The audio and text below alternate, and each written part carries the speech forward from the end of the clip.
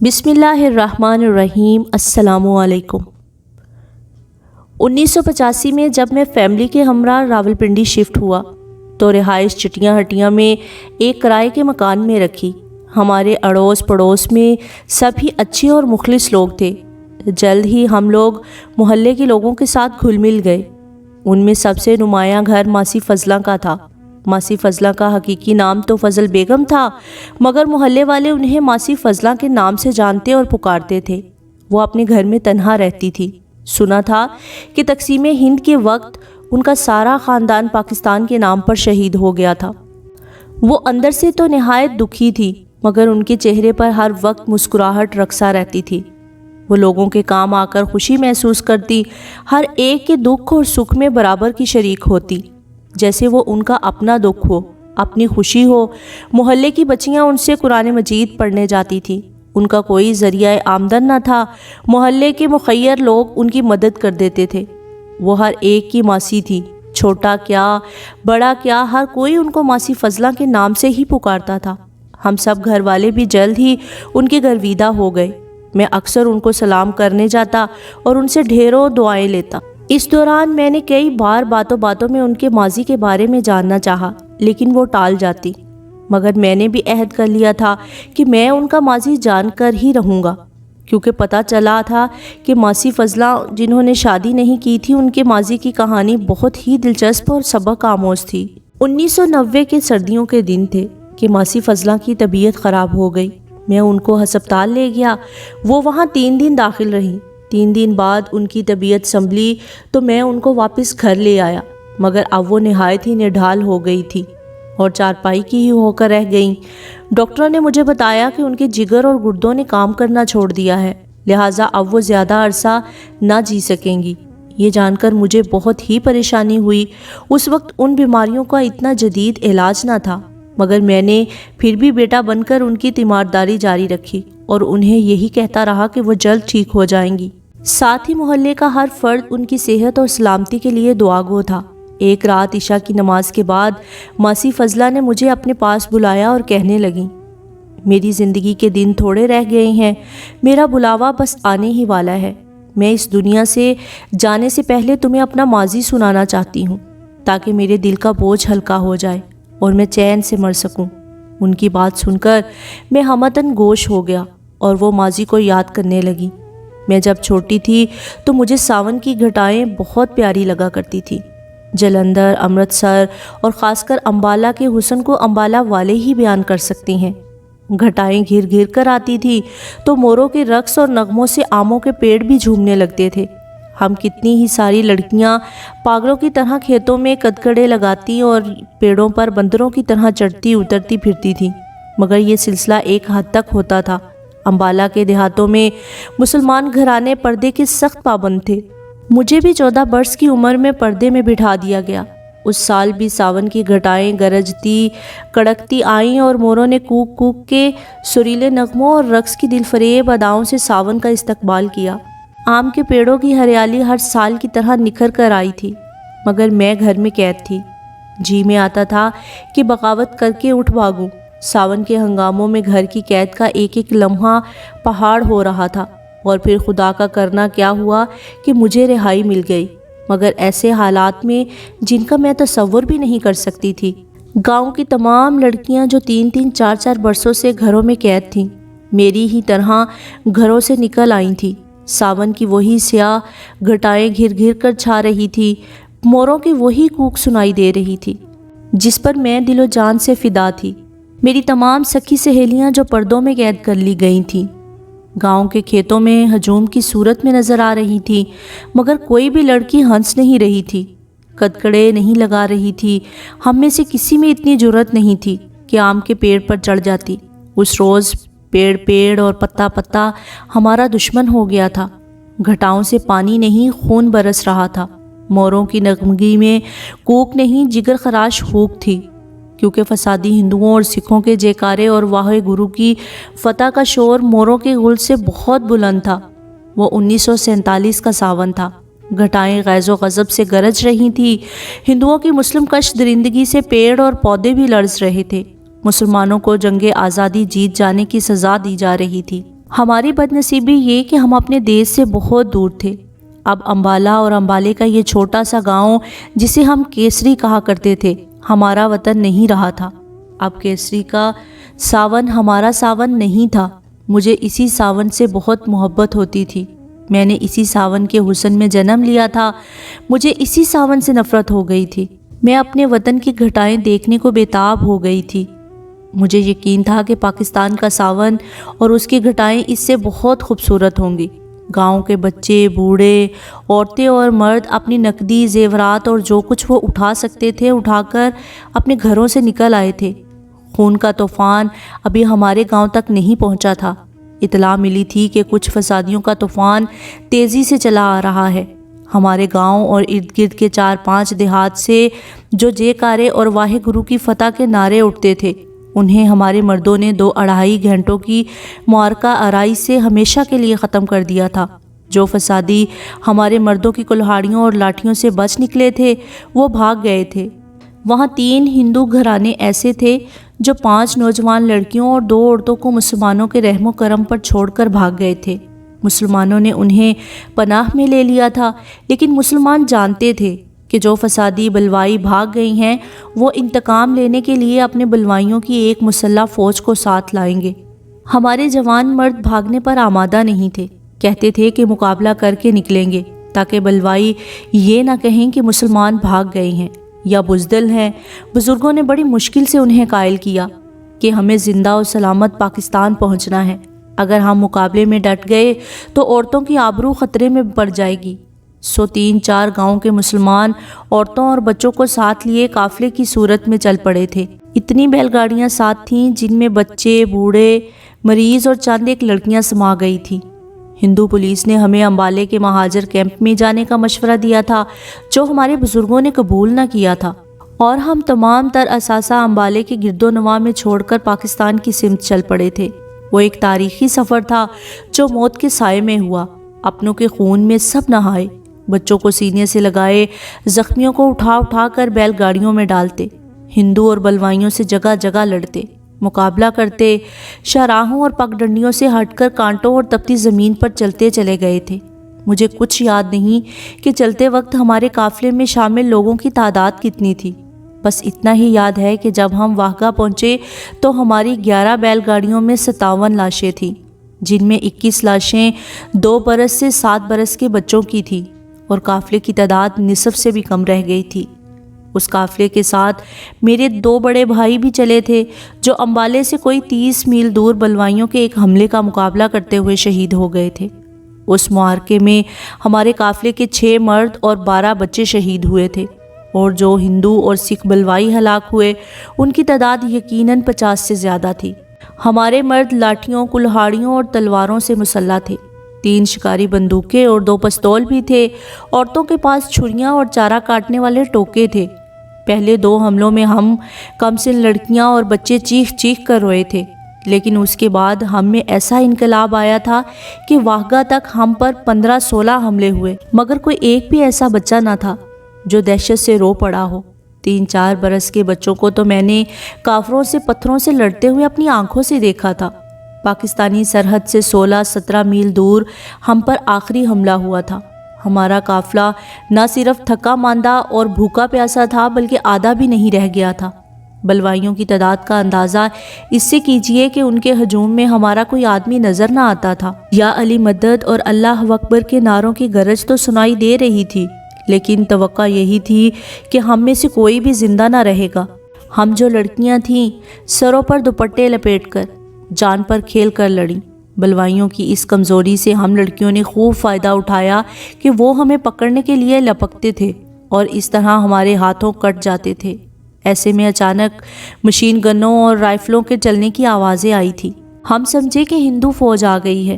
میں نے فیصلہ کر لیا تھا کہ کسی کافر کے ہاتھ چڑھنے سے پہلے اپنے آپ کو ختم کر لوں گی، لیکن وہاں صورت کچھ اور ہی تھی۔ آنے والے فوجی یا علی کے نعرے لگا رہے تھے۔ اچانک ہی 2 فوجیوں نے مجھے اپنے درمیان کر لیا تھا اور ایک نے پنجابی زبان میں کہا تھا، کڑیے ساڈے نال رہی، یعنی لڑکی ہمارے ساتھ رہنا۔ میں نے ایک ہندو سے پوچھا، تم کون ہو؟ معرکے کے شور و گل میں مجھے یہی کچھ سنائی دیا تھا، پاکستانی۔ پاکستانی۔ وہ پاک فوج کے جوان تھے جنہوں نے ہمیں حصار میں لے لیا تھا۔ میرے دل میں یہ احساس پختہ ہو گیا تھا کہ وہ دونوں میرے وہی سگے بھائی تھے جو امبالے سے 30 میل دور شہید ہو گئے تھے، اور اب بھی یہ عالم ہے کہ مجھے تنہائی میں اپنے بھائی یاد آتے ہیں تو وہ دیہاتی لباس میں نہیں ہوتے بلکہ خاکی وردی میں ہوتے ہیں۔ ان کے ہاتھوں میں رائفلیں ہوتی ہیں اور وہ مجھے ان کی آوازیں سنائی دیتی ہیں، ہمارے ساتھ رہنا کڑیے۔ پھر مجھے ایسی روحانی طاقت مل جاتی ہے کہ دل میں کوئی پریشانی نہیں رہتی، نہ حالات کی تلخی کا احساس رہتا ہے۔ یہ تو ہمارے سفر کی مختصر سی روداد ہے جو صرف میری نہیں بلکہ ہر اس مسلمان کی داستان ہے جو ہندوستان سے ہجرت کر کے پاکستان آیا تھا۔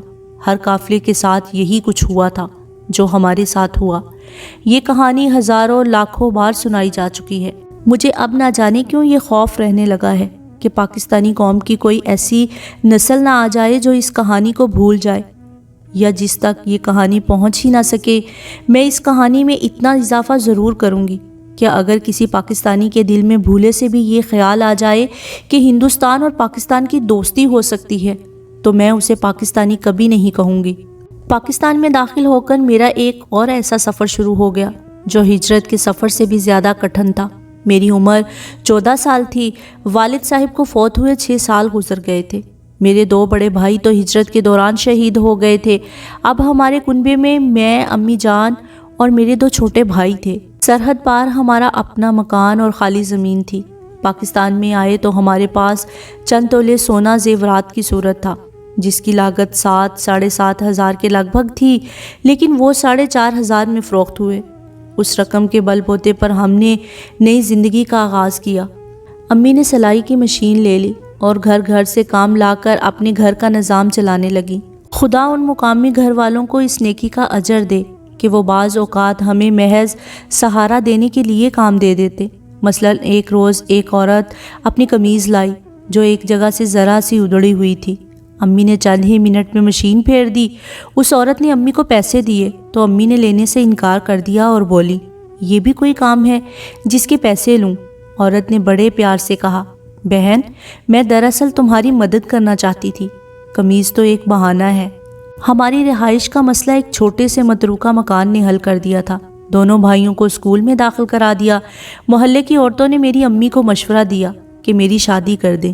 انہوں نے ایک مقامی گھرانے میں آیا رشتے کا پیغام بھی دیا، لیکن میں نے اس سوچ اور ارادے سے انکار کر دیا کہ امی کو سلائی والے کام سے فارغ کرنے کے لیے خود کماؤں گی اور چھوٹے بھائیوں کو بھی اچھی تعلیم دلواؤں گی۔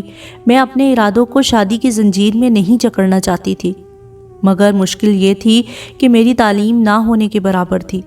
گاؤں کے اسکول میں 4 جماعتیں پڑھی تھی، انگریزی کی تو ABC بھی نہیں آتی تھی۔ اس دوران میں محلے کی ہم عمر لڑکیاں میرے پاس آنے لگی تھیں تو ان سے میری بہت دوستی ہو گئی تھی، جس کی وجہ یہ تھی کہ میں نے اپنی طبیعت کی شگفتگی کو مرنے نہیں دیا تھا۔ میرے سینے میں جو زخم تھے وہ پاکستان کی خاطر کھائے تھے۔ میں نے یہ رویہ اختیار کر لیا کہ رونے کی بجائے ہنسنا شروع کر دیا۔ کوئی ذرا سی بھی شگفتہ بات کہہ دے تو میں کہکہا لگا کر ہنسا کرتی تھی۔ اس رویے سے یہ فائدہ ہوا کہ مجھے بھی ہنسی مذاق کا ڈھنگ آ گیا اور اس عادت نے مجھے بے شمار سہیلیاں عطا کیں۔ ان سہیلیوں نے مجھے یہ انعام دیا کہ وہ میری خواہش کے مطابق مجھے انگریزی اور اردو پڑھانے لگیں۔ یوں 1 سال کے عرصے میں نے سہیلیوں سے اتنی انگریزی اور اردو پڑھ لی کہ بغیر مدد کے اگلا سبق خود پڑھ لیتی تھی۔ 1.5 سال اور گزرا تو میں 9ویں جماعت کی انگریزی کی کتابیں پڑھنے کے قابل ہو گئی۔ مجھے کسی امتحان میں تو نہیں بیٹھنا تھا، اس لیے اردو اور انگریزی کسی اور مضمون کی طرف توجہ نہ دی۔ البتہ اپنے طور پر تاریخ وغیرہ کا مطالعہ کرتی تھی۔ میرا رجحان ڈاکٹری کی طرف تھا جو محض ایک خواب تھا۔ میں نے اپنی اس خواہش کا ذکر اپنی سہیلیوں سے کیا تو انہوں نے میرا تعارف ایک نرس سے کرا دیا۔ وہ ایک بھلی عورت تھی جو ایک اسپتال میں ملازم تھی۔ فارغ اوقات میں وہ دائی کا کام بھی کرتی تھی، وہ ٹیکے بھی لگا لیتی تھی۔ اس نے میری خواہش کو دیکھ کر مجھے ٹریننگ دینی شروع کر دی۔ وہ کبھی کبھی مجھے ہسپتال بھی لے جاتی اور ڈاکٹر سے چوری چھپے مجھے عملی تربیت دیتی۔ میں نے چند مہینوں میں زخموں کی مرہم پٹی اور انجیکشن لگانے کا عملی تجربہ حاصل کر لیا، ساتھ ہی دوائیوں کے نام اور ان کے فوائد بھی یاد کر لیے، اور پھر میں ڈاکٹروں کے نسخے بھی پڑھنے کے قابل ہو گئی۔ 2 سال کی محنت کے بعد میں پختہ کار نرس دائی بن گئی۔ میں نے زچگی کے 4 کیس سنبھالے اور بڑی خوش اسلوبی سے نبھا لیے۔ میں اب اس پیشے کو ذریعہ معاش بنانا چاہتی تھی، جس کی ایک وجہ تو یہ تھی کہ میں نے اس پیشے میں مہارت حاصل کر لی تھی، اور دوسری وجہ جو میرے نزدیک زیادہ اہم تھی وہ یہ تھی کہ مجھے مریضوں کی تیمارداری کر کے روحانی مسرت حاصل ہوتی تھی۔ لیکن میں بغیر کسی سرٹیفکیٹ کے کسی ہسپتال میں تو ملازمت کر ہی نہیں سکتی تھی۔ لیکن یہ مشکل اس طرح حل ہو گئی کہ جس نرس نے مجھے ٹریننگ دی تھی اس نے مجھے ایک پرائیویٹ ڈاکٹر کے ہاں ملازمت دلوا دی۔ اس نے کہا تھا کہ ڈاکٹر مجھے 200 روپے ماہوار تنخواہ دے گا۔ میرے لیے یہ رقم خاصی رقم تھی، کیونکہ میں نہ تو تعلیم یافتہ تھی اور نہ ہی باقاعدہ تربیت یافتہ۔ وہ بوڑھی نرس مجھے ڈاکٹر کے کلینک پر لے گئی تھی۔ اس ڈاکٹر کا نام سہراب خان تھا اور کلینک کا نام بھی سہراب کلینک تھا۔ ڈاکٹر سہراب ادھیڑ عمر تو تھا، لیکن نہایت ہی وجیح اور خوبرو آدمی تھا۔ وہ مجھے دیکھ کر چونک اٹھا اور آنکھیں ضرورت سے زیادہ کھول کر کتنی دیر تک مجھے دیکھتا رہا، پھر اس کے ہونٹوں پر مسکراہٹ پھیل گئی۔ اس نے میری محسن نرس کی طرف دیکھا اور بڑی ہی بے تکلفی سے بولا، بہت قیمتی نرس لائی ہو۔ نرس نے ہنس کر کہا، بولیے کیا دیں گے؟ ڈاکٹر نے کہا، 200 روپے ماہوار، اگر میری مرضی کے مطابق نکلی تو تنخواہ مزید بڑھا دوں گا۔ پھر اس نے ایک نسخہ لکھا اور میرے سامنے رکھ دیا۔ میں نے تمام دواؤں کے نام صحیح پڑھ لیے تھے۔ وہ میری ملازمت کا پہلا دن تھا۔ کوئی بھی اندازہ نہیں کر سکتا تھا کہ میں کس قدر خوش تھی۔ بوڑھی نرس نے مجھے ڈسپینسری کے دروازے پر روک کر رازداری اور پیار سے کہا تھا، بیٹی تم میں 2 خطرناک نقائص ہیں، ایک یہ کہ تم جوان ہو، دوسرا یہ کہ تم بہت ہی خوبصورت ہو۔ کام محنت سے کرنا، لیکن ڈاکٹر سے ذرا دور دور ہی رہنا۔ میں اپنی کامیابی پر اتنی مسرور تھی کہ نرس کی اس بات پر ذرا بھر توجہ نہ دی۔ سچی بات تو یہ ہے کہ میں نے تو کبھی بھی نہیں سوچا تھا کہ میں نوجوان اور خوبصورت ہوں۔ میری عمر کا 21واں برس شروع ہو چکا تھا۔ میں آئینہ ہر روز دیکھا کرتی تھی، لیکن کبھی دھیان نہیں دیا تھا کہ میری شکل و صورت اچھی ہے یا بری۔ یقین جانو کہ مجھے اپنی صورت میں اکثر اپنے شہید بھائیوں کے خد و خال نظر آیا کرتے تھے۔ میں نے شہیدوں کے چہرے پر سرخی پاؤڈر کبھی نہیں تھوپا تھا۔ اب تو میں اپنی ماں اور بھائیوں کے لیے مرد بن گئی تھی، اور مرد تو میک اپ نہیں کرتے نا۔ لیکن چند روز بعد ہی ڈاکٹر نے مجھے یہ احساس دلانا شروع کر دیا تھا کہ میں نہایت ہی حسین لڑکی ہوں۔ اس نے جب مجھ سے ہجرت کی داستان سنی تو میرے دل میں بے چارگی اور بے بسی کا احساس ابھرنے لگا، لیکن میں نے فوراً ہی خود پر قابو پا لیا تھا۔ یہی تو میرا کمال تھا کہ میں اپنے آپ کو کمزور اور بے بس لڑکی سمجھتی ہی نہیں تھی۔ میں نے دکھوں اور غموں پر فتح پا لی تھی، مگر ڈاکٹر اداسی اور یاسیت سے بھرپور جملے کہہ کر مجھے غموں میں ڈبو دینا چاہتا تھا۔ ابتدا میں تو اسے پدرانہ شفقت سمجھتی تھی، اور ڈاکٹر کی شکل و صورت میں مجھے اپنے والد صاحب نظر آتے تھے۔ ڈاکٹر سہراب کے اس چھوٹے سے ہسپتال یا ڈسپینسری میں مریضوں کا تانتا بندہ رہتا تھا، جن میں عورتوں کی تعداد زیادہ ہوتی تھی۔ وہاں ایک بوڑھا ڈسپینسر پہلے سے ملازم تھا۔ ڈاکٹر نے مجھے صرف عورتوں کے لیے ملازم رکھا تھا۔ اس علاقے میں 4 اور ڈاکٹرز بھی تھے، لیکن علاقے کے تمام مریض ڈاکٹر سہراب کے پاس ہی آتے تھے۔ اس کی وجہ یہ تھی کہ ڈاکٹر سہراب شگفتہ مزاج تھا۔ مریضوں کی اوٹ پٹانگ باتوں سے کتنا ہی کیوں نہ اکتا جائے، اس کے ہونٹوں پر سے مسکراہٹ غائب نہ ہوتی تھی۔ جو مریض جتنا وقت مانگے اتنا ہی وقت دیتا تھا، اور سب سے بڑی خوبی تو اس میں یہ تھی کہ مریضوں کے لیے جذباتی سہارا تھا۔ وہ لا علاج مرض والے مریضوں کو مرنے تک زندگی سے مایوس نہیں ہونے دیتا تھا۔ وہ کسی مریض کو اس کے گھر دیکھنے جاتا تو فیس نہیں لیتا تھا، نہ ہی اس نے مشورے کی کوئی فیس رکھی ہوئی تھی۔ قصہ مختصر یہ کہ میری اور بوڑھے ڈسپینسر کی یہ حالت ہوتی تھی کہ صبح 8 بجے سے 1 بجے تک اور شام 6 بجے سے رات 10 بجے تک مریضوں کو دوائیاں دینے سے ایک لمحے کی فرصت نہیں ملتی تھی۔ وہ میری ملازمت کی 8ویں شام تھی۔ رات کلینک کا وقت ختم ہوا تو ڈاکٹر نے بوڑھے ڈسپینسر کو کلینک بند کرنے کا کہتے ہوئے مجھے مخاطب کیا، ذرا میرے ساتھ آؤ۔ میں اس کے ساتھ چل پڑی۔ وہ مجھے اپنے گھر لے گیا۔ میں نے اس سے اس کے بیوی بچوں کے متعلق پوچھا تو معلوم ہوا کہ وہ اکیلا رہتا ہے اور گھر کا کام کاج اور کھانا پکانا ایک ملازمہ کرتی ہے۔ میں صوفے پر بیٹھی ہوئی تھی، میرے بال بکھر کر ماتھے پر آ گئے تھے۔ ڈاکٹر نے بڑے پیار سے میرے بال پیچھے کرتے ہوئے کہا تھا، تمہیں اتنی مشقت کرتے دیکھ کر مجھے کوئی خوشی نہیں ہوتی۔ مجھے اس کی یہ حرکت بہت ہی پیاری لگی تھی۔ پھر وہ میرے بالوں میں انگلیاں الجھا کر بولا تھا، تم شادی کیوں نہیں کر لیتی؟ میں نے اسے بتایا کہ میں امی اور چھوٹے بھائیوں کے لیے آزاد رہنا چاہتی ہوں۔ وہ میرے ہاتھوں کو اپنے ہونٹوں تک لے گیا اور دکھی سی آواز میں بولا، تمہارا باپ ہوتا، بڑے بھائی زندہ ہوتے تو تمہاری یہ بھولی بھالی سی جوانی اور خوبصورتی مریضوں اور دوائیوں کی بدبو میں تباہ نہ ہوتی۔ یہ کہہ کر اس نے ایسی آہ بھری جو غم سے بھری ہوئی تھی۔ میرے دل پر تو جیسے غموں کی سیل گر پڑی تھی اور میرے آنسو بہہ نکلے۔ ڈاکٹر کبھی میرے ہاتھوں کو سہلاتا اور کبھی میرے سر پر ہاتھ پھیرتا ہوا اس طریقے کی باتیں کرتا رہا جن میں میرا درد اور رنج و الم تھا۔ میں کبھی کبھی امی کے ساتھ دکھ سکھ کی باتیں کر لیا کرتی تھی، لیکن تھوڑی سی دیر کے لیے، مگر جب ڈاکٹر نے میرے دکھوں کی بات چھیڑ دی تو مجھے یہ تلخ احساس بیدار ہو گیا کہ میں بہت دکھی اور مظلوم ہوں اور میرے سر پر ہاتھ رکھنے والا کوئی نہیں۔ میرے من میں ایک عجیب سا جذبہ طاری ہونے لگا اور میں کسی مرد کی پناہ کی ضرورت محسوس کرنے لگی۔ ڈاکٹر کی باتیں مجھے قائل کر رہی تھی کہ میرا مونس و غمخوار یہی مرد ہے۔ چنانچہ میں نے اپنا ہاتھ اس کے ہاتھ سے چھڑانے کی بجائے اس کے دونوں ہاتھوں کو بہت مضبوطی سے تھام لیا تھا اور میں ہچکیاں لے لے کر رونے لگی تھی، اور یہ سلسلہ خاصی دیر تک جاری رہا تھا۔ ملازمہ نے کھانے کی اطلاع دی تو ڈاکٹر نے مجھے کھانے کے لیے روک لیا۔ میں نے اس کی دعوت قبول کر لی۔ کھانے کے دوران بھی وہ میرے ہی متعلق باتیں کرتا رہا اور اس نے 2-3 بار کہا کہ مجھے شادی کر لینی چاہیے، اور پھر جب میں گھر کو روانہ ہوئی تو وہ تھوڑی دور تک میرے ساتھ آیا۔ میرا گھر زیادہ دور نہیں تھا۔ ایک اندھیری جگہ رک کر اس نے میرے ہاتھ تھام لیے اور مجھے اپنے قریب کر کے ایک ہاتھ میرے بالوں میں پھیرنے لگا۔ میں نے سوچا کہ اگر میرے ابا جان زندہ ہوتے تو مجھے پریشان دیکھ کر اسی طرح میرے سر پر ہاتھ رکھ لیتے۔ میں نے جذبات سے مغلوب ہو کر سر اس کے سینے سے لگا دیا تھا۔ میں نے اپنے گھر آ کر امی کو ساری بات کہہ سنائی تھی اور ایک لمحے کے لیے ڈاکٹر کی نیت پر شک نہ کیا، لیکن امی کچھ چپ سی ہو گئیں، پھر کہنے لگیں، بیٹی، دنیا میں اچھے لوگوں کی کمی نہیں، لیکن برے لوگوں کی بھی کمی نہیں۔ تم نادان ہو۔ بس امی، بس۔ میں نے امی کو کچھ اور نہ کہنے دیا تھا۔ دن اسی طرح گزرتے رہے تھے۔ ڈاکٹر سہراب ہر دوسرے تیسرے دن مجھے اپنے گھر لے جاتا اور میرے ساتھ ہر طرح کی باتیں کرتا، اور پھر ایک روز میرے پوچھنے پر اس نے بتایا کہ 2 سال قبل اس نے اپنی بیوی کو طلاق دے دی تھی۔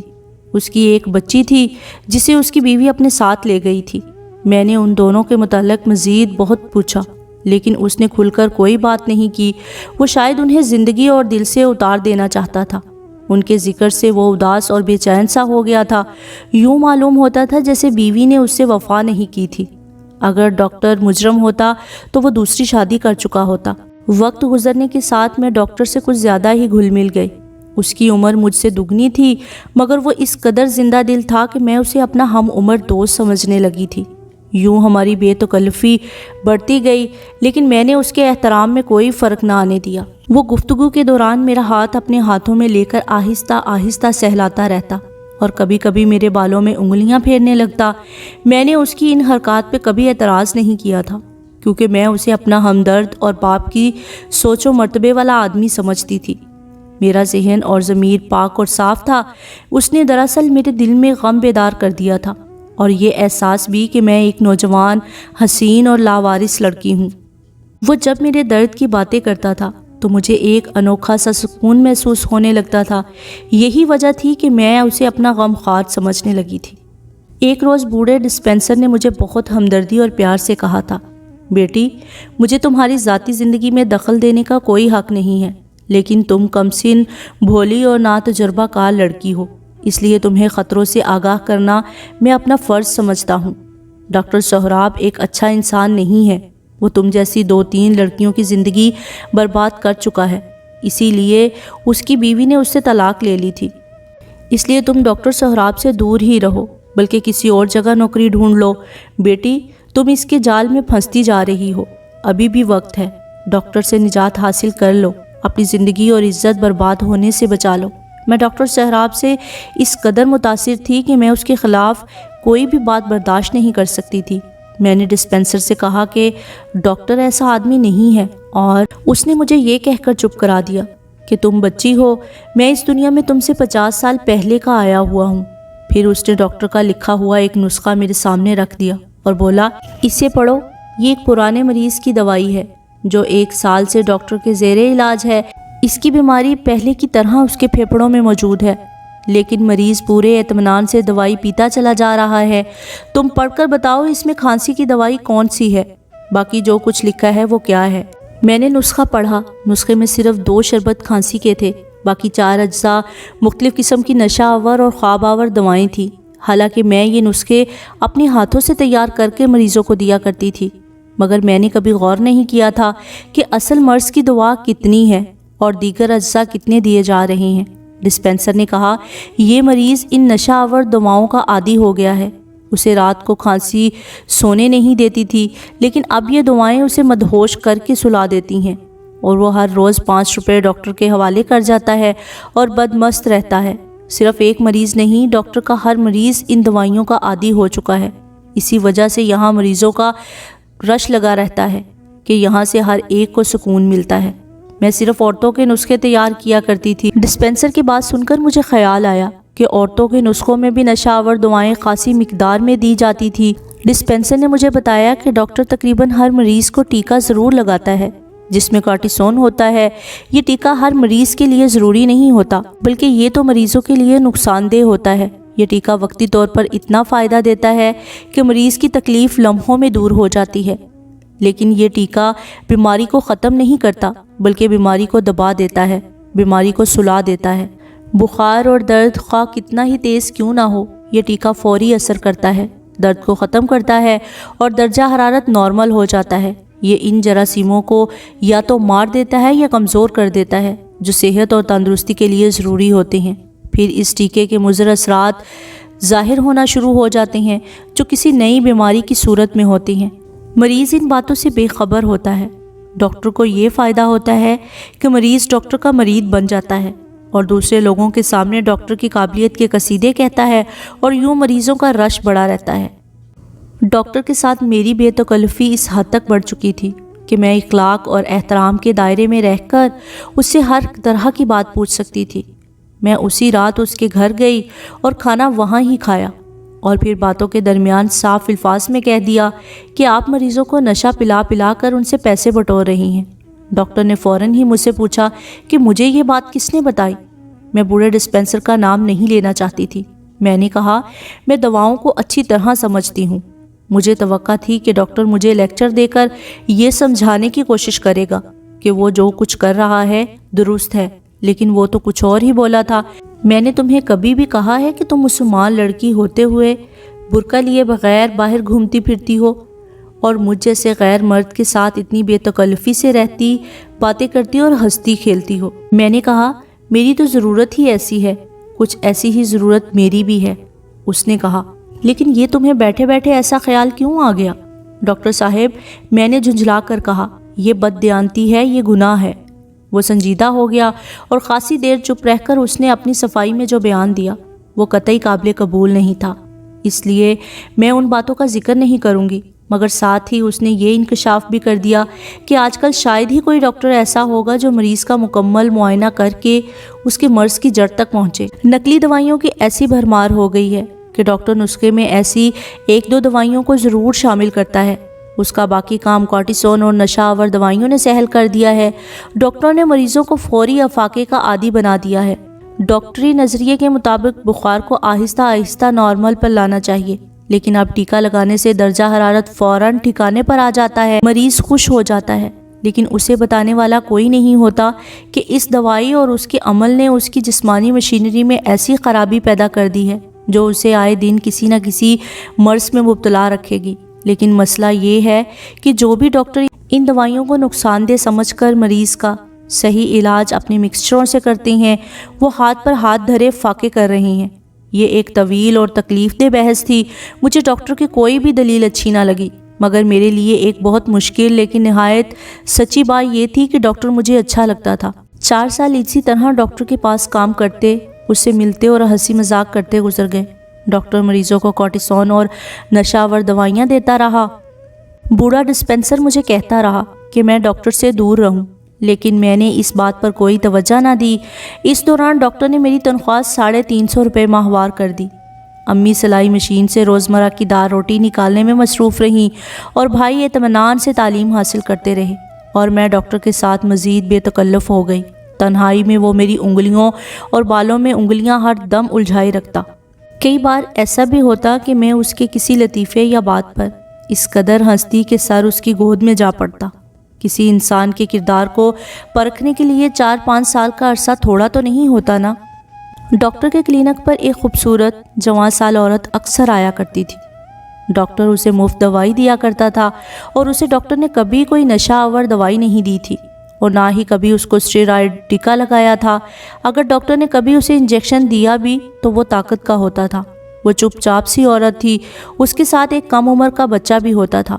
ایک روز میں نے اس عورت کو دوائی دی تھی تو اس نے تھوڑا آگے جھک کر کہا تھا، میں تم سے علیحدگی میں ملنا چاہتی ہوں۔ میں نے کہا، کلینک بند ہونے کے بعد مل سکوں گی۔ شام کو چھٹی ہونے کے بعد میں گھر روانہ ہوئی تو وہ عورت راستے میں کھڑی تھی۔ وہ مجھے اپنے گھر لے گئی۔ اس نے کسی لمبی چوڑی تمہید کے بغیر اداس لہجے میں کہا تھا، بہن، ڈاکٹر سہراب نے میرے ساتھ شادی کا وعدہ کیا تھا لیکن تم درمیان میں آ گئی ہو۔ یہ بات سن کر مجھے حیرت کا ایک نہایت ہی شدید جھٹکا لگا تھا۔ مجھے کچھ سمجھ نہیں آ رہا تھا کہ اس کمبخت عورت کو کیا کہوں۔ اچھا ہوا کہ وہ بولتی چلی گئی تھی۔ اس نے مجھے بولنے کا موقع نہ دیا تھا۔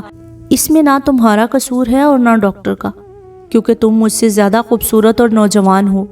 میں 2 بچوں کی ماں ہوں، وہ مجھ سے شادی بھلا کیوں کرے گا؟ میں یکا یک پھٹ پڑی اور اسے کہا، بد زبان عورت، بات کرنے سے پہلے سوچ تو لیا ہوتا کہ تم کیا بکنے لگی ہو۔ میں تو ڈاکٹر کو اپنا باپ جیسا سمجھتی ہوں۔ میں بھی اسے باپ ہی سمجھتی تھی۔ اس نے اداس سی مسکراہٹ سے کہا، پہلے میری بات سن لو، پھر جو جی میں آئے کہنا۔ میرا خاوند بیمار ہو گیا تھا تو میں اس ڈاکٹر کو بلا لائی تھی۔ اس وقت میری گود میں ایک ہی بچہ تھا۔ ڈاکٹر نے دوائی دی اور پھر میں اس سے دوائی لاتی رہی۔ وہ کبھی کبھار گھر آ کر میرے خاوند کو دیکھ جاتا تھا۔ میں اسے اپنا محسن سمجھ کر اس کے گھر بھی چلی جایا کرتی تھی۔ وہ میرے ساتھ بے تکلف ہو گیا تھا، اکثر میرے بالوں میں اور میری انگلیوں کے ساتھ کھیلا کرتا تھا، اور پھر یہ بے تکلفی اتنی بڑی کہ حد سے بڑھ گئی۔ میرا خاوند 1.5 سال بیمار رہ کر مر گیا۔ اس کے مرنے کے 6 ماہ بعد میرے ہاں دوسرا بچہ پیدا ہوا۔ اس حقیقت کا کسی کو بھی علم نہیں کہ میرے اس بچے کا باپ میرا خاوند نہیں بلکہ یہ ڈاکٹر ہے۔ اس نے مجھ سے وعدہ کیا تھا کہ وہ میرے ساتھ شادی کرے گا، لیکن اس نے اچانک میرے ساتھ تعلق توڑ لیا۔ میں حیران تھی کہ اس نے میرے ساتھ ایسا کیوں کیا۔ اور پھر ایک رات جب میں اس کے گھر کے دروازے تک پہنچی تو اندر سے تم نکل رہی تھی۔ بات فوراً ہی میری سمجھ میں آ گئی تھی کہ تم نے ڈاکٹر کو مجھ سے چھین لیا ہے۔ ڈاکٹر کی ملازمہ کو میرے اور ڈاکٹر کے تعلقات کا اچھی طرح علم تھا۔ ایک روز میں نے اس سے بات کی تو اس نے بھی یہی کہا کہ اب تم ڈاکٹر کو نہ پا سکو گی، اسے ایک نئی نوجوان دوست مل گئی ہے۔ اس روز میں نے شدت سے محسوس کیا کہ میں ایک نہایت نادان اور بیوقوف لڑکی ہوں اور مجھے دنیا والوں کے ہتھ کنڈوں کی ذرا بھر بھی خبر نہیں۔ میری زبان گنگ ہو گئی اور میں کچھ کہے بغیر اس عورت کے گھر سے نکل آئی اور سیدھی گھر پہنچ گئی، مگر چین نہ آیا، بھوک تک غائب ہو گئی۔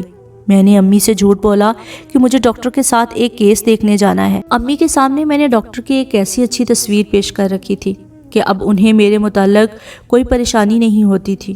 میں ڈاکٹر کے گھر جا پہنچی۔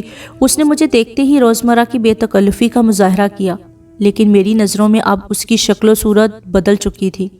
میں نے اس عورت کا قصہ شروع کیا اور جو جی میں آیا کہتی چلی گئی۔ میں نے تو یہاں تک کہہ دیا کہ آپ میرے ساتھ بھی وہی کھیل کھیل رہی ہیں، لیکن میں اپنے آپ کو اس عورت کی طرح تباہ نہیں ہونے دوں گی۔ ڈاکٹر نے اپنی صفائی میں یہ نہیں کہا کہ وہ عورت جھوٹ بولتی ہے، نہ اس نے یہ کہا کہ میں اس پر جھوٹا الزام عائد کر رہی ہوں۔ میں اس سے دور بیٹھی واہی تباہی بک رہی تھی۔ اس نے سر جھکا لیا تھا۔ میں چاہتی تھی کہ وہ کہہ دے کہ وہ عورت جھوٹ بکتی ہے۔ وہ ایسا کہتا تو میں فوراً مان جاتی کہ میں تو اسے اپنا باپ سمجھتی تھی۔ کوئی بیٹی اپنے باپ کے خلاف ایسا غلیظ الزام برداشت نہیں کر سکتی، لیکن ڈاکٹر نے اس الزام کی تردید نہ کی۔ میں نے آخر اکتا کر کہا، آپ کہتے کیوں نہیں کہ یہ سب جھوٹ ہے؟ اس نے سر اٹھایا۔ میں نے دیکھا اس کی آنکھوں میں آنسو تھے۔ اس محبوب چہرے پر میں نے پہلی بار آنسو بہتے دیکھے تو جی میں آئی کہ اس کے آنسو اپنے دوپٹے سے پونچھ دوں، مگر وہ مجرم تھا، ایک عورت کو برباد کرنے کا مجرم۔ میں نے اپنے آپ کو قابو میں رکھا۔ پھر وہ رندی ہوئی آواز میں بولا، نہیں، یہ سب سچ ہے۔ میرے دل میں تیر سا لگا اور میں وہاں سے اٹھ کر بھاگی۔ مجھے اتنا یاد ہے کہ اس نے میرا نام لے کر پکارا تھا، لیکن میں سنی انسنی کر کے وہاں سے نکل آئی تھی۔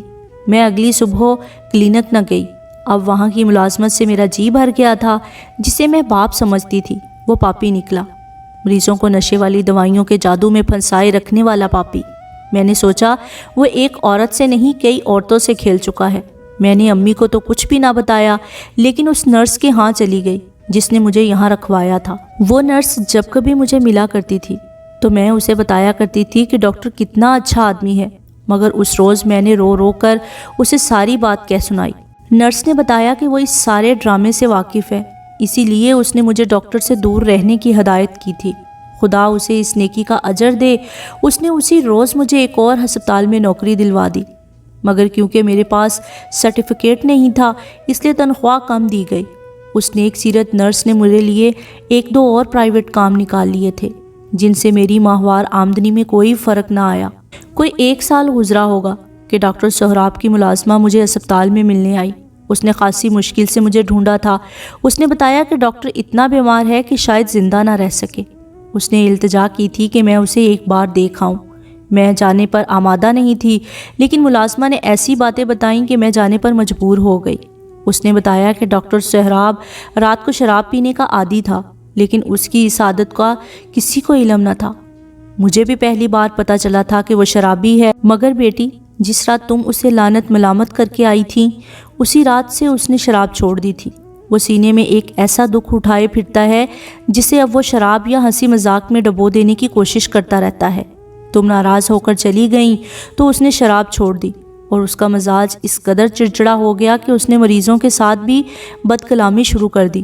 چند ماہ پہلے اسے سینے میں درد شروع ہو گیا۔ پہلے وہ خود علاج کرتا رہا، لیکن درد بڑھتا ہی گیا۔ آخر ایکس رے کے ساتھ دوسرے ڈاکٹروں سے معائنہ کرایا تو معلوم ہوا کہ اسے پھیپھڑوں کا سرطان ہو گیا ہے۔ یہ شراب نوشی کا نتیجہ تھا۔ وہ اسپتال میں داخل ہو گیا، مگر ڈاکٹروں نے تھک ہار کر اسے گھر بھیج دیا ہے۔ اب وہ آخری دموں پر ہے، تمہیں ہر وقت یاد کرتا ہے، کہتا ہے اسے ایک بار میرے پاس لے آؤ تاکہ میں خدا کو منہ دکھانے کے قابل ہو جاؤں۔ میں اسی روز ڈاکٹر کے گھر چلی گئی۔ ایک نہایت خوش طبع اور خوبرو انسان میرے سامنے لاش کی شکل میں پڑا تھا۔ چہرے پر درد کے آثار نمایاں تھے۔ میں کمرے میں داخل ہوئی تو اس نے سر گھما کر مجھے دیکھا اور ہچکیاں لے لے کر رونے لگا۔ مجھ سے رہا نہ گیا۔ مجھے یاد آیا کہ جب میں روتی تھی تو وہ مجھے بہلایا کرتا تھا، آج وہ رو رہا تھا۔ میں اس کے پاس بیٹھ گئی تو اس نے پرانی عادت کے مطابق میرا ہاتھ اپنے ہاتھ میں لے لیا اور میری انگلیوں میں انگلیاں الجھانے لگا، مگر اب اس کے ہاتھ سرد اور بے جان ہو چکے تھے۔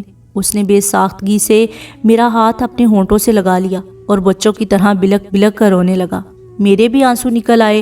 اسے ایسی بے بسی میں دیکھ کر میرے دل سے تمام گلے شکوے نکل گئے۔ آپ نے یہ کیا حال بنا رکھا ہے؟ میں نے اس سے پوچھا۔ گناہ گاروں کا یہی حال ہوتا ہے، اس نے نحیف آواز میں کہا اور آہ بھر کر آہستہ آہستہ بولنے لگا۔ زندگی کی آخری خواہش یہی تھی کہ تم ایک بار آ جاؤ۔ آج آ گئی ہو تو میری باتیں سن لو۔ میرے مرنے تک میری صورت نہ دیکھنا۔ میں گناہ گار ہوں۔ تم نے مجھ پر جو الزامات لگائے تھے وہ صحیح ہیں۔ میں نے مریضوں کو نشہ آور دواؤں سے اپنے جال میں پھنسائے رکھا۔ میں نے ایک عورت کو دھوکہ دیا، لیکن میں نے تمہیں کوئی دھوکہ نہیں دیا۔ میرے متعلق مشہور ہو گیا تھا کہ میں نے بیوی کو طلاق دے دی ہے۔ میں نے بھی یہی کہنا شروع کر دیا کہ میں نے اپنی بیوی کو طلاق دے دی ہے۔ میں نے تمہیں بھی یہی بتایا تھا، لیکن آج میں تمہیں حقیقت بتا رہا ہوں کہ وہ میری بیوی نہیں تھی اور وہ بچی بھی میری نہیں تھی۔ وہ تو میرے پاس ایک امانت تھی۔ اس کے ہونٹ خشک ہونے لگے تو اس نے ہونٹوں پر زبان پھیری۔ میں نے اسے پانی دینا چاہا تو معلوم ہوا کہ وہ اٹھ کر بیٹھ بھی نہیں سکتا۔ میں نے اسے چمچ سے پانی پلایا۔ وہ پھر بولا، یہ تو شاید کسی کو بھی معلوم نہیں کہ میں ریاست الور کا مہاجر ہوں۔ وہ عورت جسے لوگ میری بیوی سمجھتے رہے مجھے پاکستان کی طرف آتے ہوئے راستے میں ملی تھی۔ ابھی اس کی بچی پیدا نہیں ہوئی تھی۔ وہ بہت ہی اذیت میں تھی۔ اس کا خاوند، بھائی، باپ اور گھر کے سارے ہی افراد شہید ہو گئے تھے۔ وہ مجھے پاگل پن کی حالت میں ملی تھی۔ میں اسے اپنی پناہ میں لے کر یہاں آ گیا۔ یہ کلینک ایک ہندو ڈاکٹر کا تھا جو ہندوستان جا چکا تھا۔ میں نے اس کلینک پر قبضہ کر لیا اور میرا کام چل نکلا۔ 3 ماہ بعد اس عورت نے ایک بچی کو جنم دیا۔ اس نے مجھ سے کئی بار یہ کہا کہ میں اس سے شادی کر لوں، لیکن میں اسے امانت کے طور پر لایا تھا۔ میں نے ایک دو بار سوچا کہ اس سے شادی کر لوں، لیکن مجھے یوں لگتا تھا کہ جیسے میں اس سے نیکی کی قیمت وصول کرنا چاہتا ہوں۔ آخر میں نے اسے صاف کہہ دیا کہ تم میری بہن اور بیٹی ہو، میں تمہیں اپنے ہاتھوں کسی سے بیاہ دوں گا اور باپ بن کر تمہیں رخصت کروں گا۔ اور میں ایسا کرنے کی کوشش کر رہا تھا کہ ایک رات جب میں کلینک بند کر کے آیا تو میری میز پر ایک رکا پڑا تھا۔ یہ اس کا میرے نام آخری پیغام تھا۔ اس نے اتنا ہی لکھا تھا کہ میں آپ کی نیکیوں کو کبھی نہیں بھولوں گی، مجھے بخش دینا، میں نے اپنی منزل تلاش کر لی ہے۔ بچی کے مستقبل کی خاطر مجھے ایسا ہی کرنا چاہیے تھا اور وہ ہمیشہ کے لیے چلی گئی، مگر مجھے اس کے اس طرح جانے کا بہت ہی دکھ ہوا تھا۔ آپ اس کے ساتھ شادی کر لیتے۔ میں نے کہا آپ کا فیصلہ مجھے پسند نہیں آیا، میں تو پہلے ہی شادی کر چکا تھا۔ اس نے بتایا میری 2 بچیاں بھی تھیں، اس کے علاوہ بہن اور ماں بھی تھی۔ وہ ڈاکٹر کو ایک ہچکی سی آئی اور وہ پھر کتنی ہی دیر سسکیاں لے لے کر روتا رہا۔ میں سمجھ نہیں پائی تھی کہ وہ کیا کہہ رہا ہے۔ میں نے اس کے آنسو پونچھے تھے اور اس کے منہ میں چمچ سے پانی ڈالنے لگی تھی۔ جب اسے کچھ سکون ہوا تو اس نے بات پوری کرتے ہوئے کہا تھا وہ جل کر راکھ ہو گئی تھیں۔ بلوائیوں کے حملے کے بعد جب میں گھر آیا تھا تو میرے محلے کے کئی مکانوں سے شعلے نکل رہے تھے اور مسلمانوں کے بچے جل رہے تھے، اور میں نے اسے پوری بات سنانے سے روک دیا تھا۔ میں نہیں چاہتی تھی کہ وہ اس کیفیت میں اس قدر بھیانک اور تلخ یاد کو ذہن میں تازہ کرے۔ میں نے موضوع بدلنے کی کوشش کی تھی، لیکن اس نے میری یہ کوشش کامیاب نہ ہونے دی تھی۔ اس نے کہا تھا میں نے اس عورت اور اس کی بچی کو پناہ میں لیا تو میرے زخم مندمل ہونے لگے تھے، مگر وہ میرے زخموں پر نمک چھڑک کر چلی گئی تھی۔ میں انسان ہوں، پتھر تو نہیں ہوں۔ میں نے اپنے آپ کو دھوکے دینے شروع کر دیے تھے۔ مجھے اپنی بیوی، 2 معصوم بچیاں، بہن اور ماں یاد آتی تھی تو کسی کو معلوم نہیں کہ میں اپنے آپ کو کس طرح سنبھالتا تھا۔ میں نے اپنے آپ کو مارفیا کے انجیکشن لگانے شروع کر دیے۔ پھر میں نے مریضوں کے ساتھ ہنسی مذاق شروع کر دیا، اس سے مجھے کچھ سکون ملنے لگا۔ پھر میں نے مارفیا چھوڑ کر شراب پینی شروع کر دی اور نہ جانے کب تک نیکی اور بدی کے درمیان بھٹک گیا۔ میں نے گناہ بھی کیے اور ڈھیروں نیکیاں بھی کیں۔ میں جانتا ہوں کہ لوگوں نے مجھے بدنام کر رکھا تھا، اس کی وجہ یہ تھی کہ میں عورتوں اور نوجوان لڑکیوں کے ساتھ بہت گھل مل جایا کرتا تھا۔ اس نے ایک آہ بھری اور اکھڑی ہوئی سانسوں کو سنبھال کر بولا، میں گناہ گار ہوں۔ میں نے اس عورت کے ساتھ شادی کا وعدہ کیا تھا جس کا خاوند میرے زیر علاج تھا۔ مجھے اپنے گناہ کا اعتراف ہے۔ میں نے اس کے خاوند کو بچانے کی بہت کوشش کی تھی، لیکن وہ عورت نہیں چاہتی تھی کہ اس کا خاوند بچ جائے۔ میں نے اس کے خاوند سے پوچھا تو معلوم ہوا کہ بیوی اسے باقاعدگی سے دوائی نہیں پلا رہی۔ میں نے اسے انجیکشن دینے شروع کر دیے۔ میرے ڈسپینسر سے پوچھ لینا کہ وہ ہر روز اس کے گھر جا کر اسے انجیکشن لگایا کرتا تھا، مگر وہ عورت میرے ساتھ شادی کرنا چاہتی تھی۔ میں نے اس سے وعدہ کیا تھا کہ اس کے خاوند کے مرنے کے بعد میں اس سے شادی کر لوں گا۔ میں نے پوری کوشش کر ڈالی کہ اس کا خاوند صحت یاب ہو جائے، مگر وہ زندہ نہ رہا اور مر گیا۔ میں بھی بے گناہ نہیں، میری شخصی کمزوریوں نے مجھے اندھا کر دیا اور میں اس عورت کو سیدھی راہ پر لاتے لاتے خود بھٹک گیا۔ وہ یہاں تک بات کر پایا تھا کہ اس کا ایک دوست ڈاکٹر آ گیا تھا، وہی اس کا علاج کر رہا تھا۔ اس نے ڈاکٹر سہراب کا معائنہ کیا تھا اور تسلی آمیز جملے کہہ کر چل پڑا تھا۔ چلتے چلتے اس نے مجھے اشارہ کیا تھا، میں اس کے پیچھے پیچھے باہر نکل آئی۔ اس نے مجھ سے پوچھا تھا کہ میں کون ہوں۔ میں نے اسے تفصیل سے بتا دیا تو اس نے کہا مجھے افسوس ہے کہ میرا دوست زیادہ سے زیادہ آج رات یا کل کسی وقت ہم سے ہمیشہ کے لیے جدا ہو جائے گا۔ تم اس کے ساتھ ہی رہو، اسے اچانک ہی اس قدر درد اٹھے گا کہ یہ بے ہوش ہو جائے گا۔ اس وقت اس کی نجات کا ایک ہی ذریعہ ہے کہ تم وضو کر کے اس کے سرہانے بیٹھ کر قرآن پاک پڑھنا، یہ جلدی جان دے دے گا۔ میں ڈاکٹر کو اتنا بھی نہ کہہ سکی کہ اچھا میں ایسے ہی کروں گی۔ غم کی شدت سے میں گمسم سی ہو گئی تھی۔ ڈاکٹر چلا گیا تو میں ڈاکٹر کے سرہانے جا بیٹھی۔ ڈاکٹر سہراب نے پوچھا کہ ڈاکٹر کیا کہہ رہا تھا۔ میں نے کہا کہ وہ تسلی دے گیا ہے۔ وہ بولا میں بھی ڈاکٹر ہوں، میں بھی مرنے والوں کو تسلیاں دیا کرتا تھا۔ مجھے اب کسی وقت بھی مر جانا ہے، اس لیے میں نے تمہیں بلایا ہے کہ میری آخری باتیں سن لو۔ پھر اس نے ایک گہری سانس بھری، اس کے ساتھ ہی اس کا درد بڑھ رہا تھا۔ اس کے چہرے پر پسینے کے قطرے پھوٹ آئے۔ میں نے دوپٹے سے اس کا پسینہ پونچھ ڈالا۔ اس نے میرا ہاتھ اپنے ہاتھ میں لے لیا اور بولا جب تم پہلے روز میرے کلینک میں آئی تھی تو میں نے تمہیں دیکھ کر نہ جانے کیوں روحانی سکون محسوس کیا تھا۔ میں نے ڈرتے ڈرتے تمہاری طرف ہاتھ بڑھایا تھا۔ تم صرف ہنسنا جانتی تھی، مگر میں تمہیں رلانا چاہتا تھا۔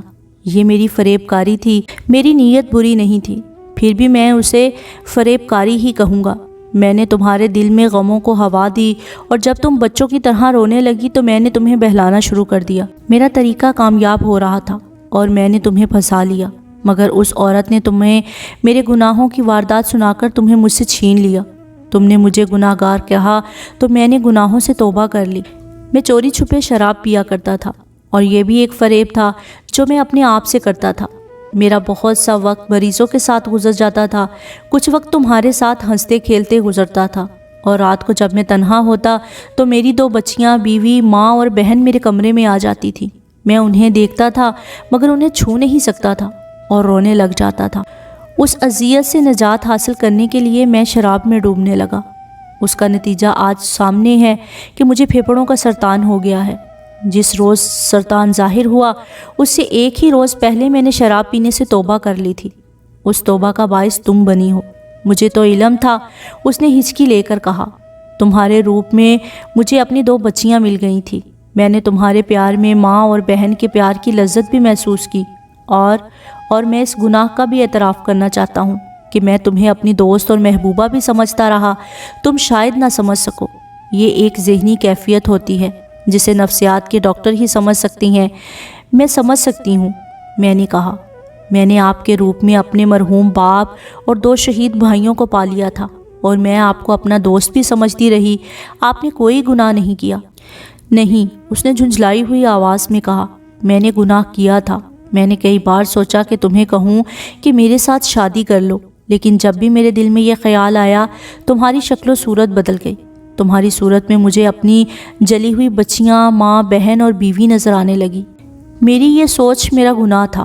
وہ اتنا ہی کہہ پایا تھا کہ اچانک اس نے میرے ہاتھ کو اس قدر مضبوطی سے پکڑ لیا کہ میری انگلیاں ٹوٹنے لگیں، اس کے دانت پسنے لگے اور اس کا چہرہ نیلا پڑ گیا۔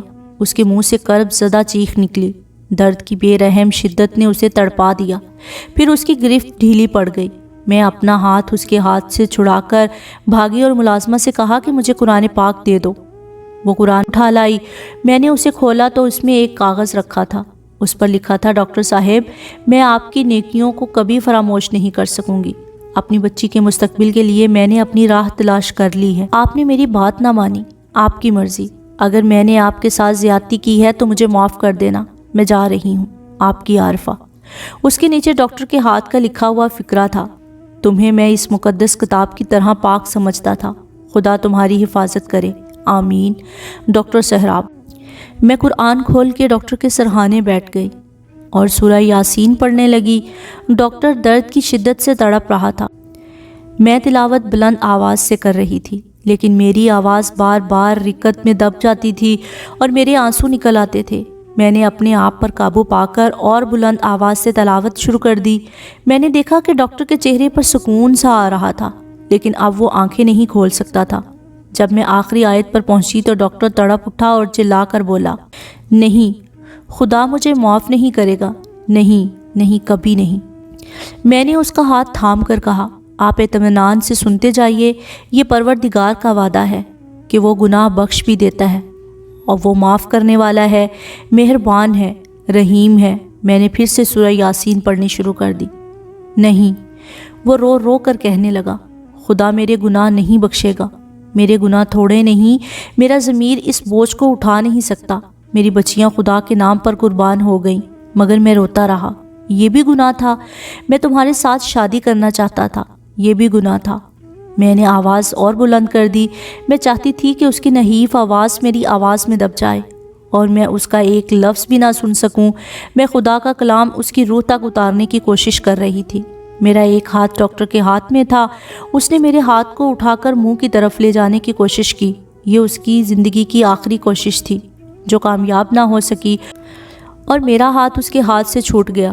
میں نے وہیں سے ہاتھ سرکا کر اس کے دل پر رکھ دیا۔ اس کی دھڑکن رک چکی تھی۔ ڈاکٹر اپنی بچیوں، بیوی، ماں اور بہن کے پاس جا چکا تھا۔ میں نے دیکھا اس کے چہرے پر سکون اور اطمینان تھا۔ درد کا تاثر دھل گیا تھا شاید خدا نے اسے بخش دیا تھا۔ میری زندگی کا ایک باب ختم ہو گیا۔ امی نے بہت کوشش کی کہ وہ میری کہیں شادی کر دیں، مگر میں نے شادی کرنے سے انکار کر دیا۔